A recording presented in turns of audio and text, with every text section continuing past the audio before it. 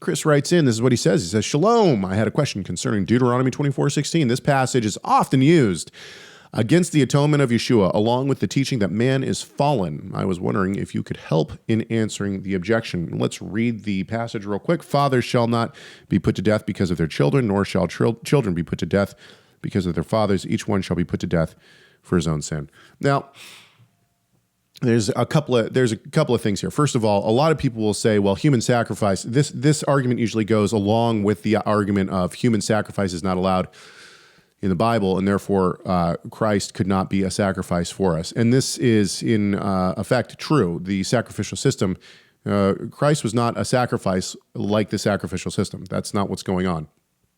He was not put on an altar. He was not sacrificed for us. The sacrifices are a picture of what Christ would do. So the sacrificial system itself is a picture. It's not the other way around. It's not that Christ is part of the sacrificial system, or even that, we use the word sacrifice because of the sacrificial system, but ultimately Christ was not a sacrifice in that sense. Okay. Fathers shall not be put to death because of their children, nor shall children be put to death because of their fathers. I think that this is clearly talking about, now Rob can give me his 2 cents as well. I think this is clearly talking about the idea of the Torah commands. In other words, if my son commits murder, I'm not liable for it. My son is liable for it. So the Torah commands themselves should be meted out according the punishment should be meted out to the person. Each individual, yeah, it's an individual. Now people are going to say, "Aha! See." And it says at the end of the verse, each one shall be put to death for his own sin. And so this is the crux of the verse. They're going to say, aha, see, Christ can't be put to death for your sins. Now, first of all, we won't get into this, but this is for any non-Jew that is arguing this is not honest.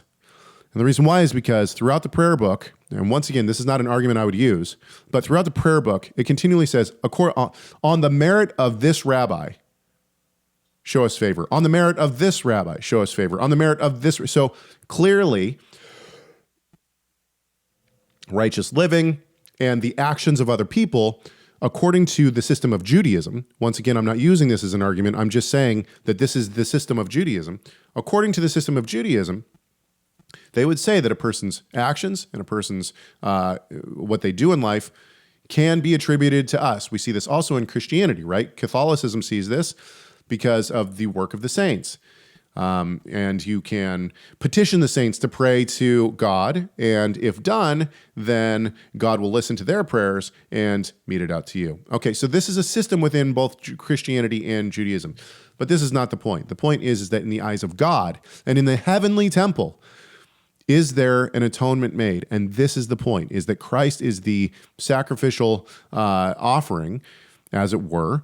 Once again, using sacrifice as a word, but coming into the heavenly temple, the blood is shown. In other words, we owe blood in the heavenly temple. Christ is the one who takes his blood into the heavenly temple and puts it forward for us. But the point is that on earth, if Rob does something stupid and deserves the death penalty, I'm not to be brought into court for that punishment. Or my son or my father. I pay the price in an earthly sense. And once again, we see in the book of Hebrews that the regulations are not always the same in the heavenly temple as they are on earth, and we would expect that, right? The fact that Christ can be of the idea of Hebrews 9, 10, 11, the idea that Christ can be of the order of Melchizedek. In other words, that he doesn't have a lineage, that he has no generational lineage, but yet is still the high priest in the heavenly temple, is different than it is here on earth. And this is the point that is made in the book of Hebrews. Rob. Yeah, I agree that the Deuteronomy 24, this is what justice is. This is just talking about justice.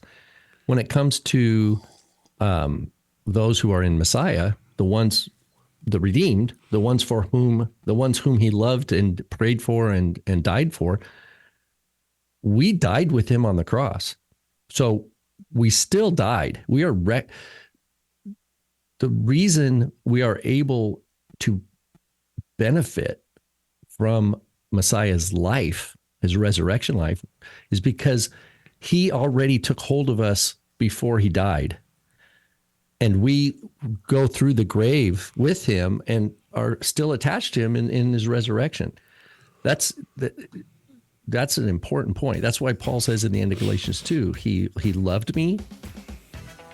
Right? That means I was an object of Messiah's love, and he gave himself for me.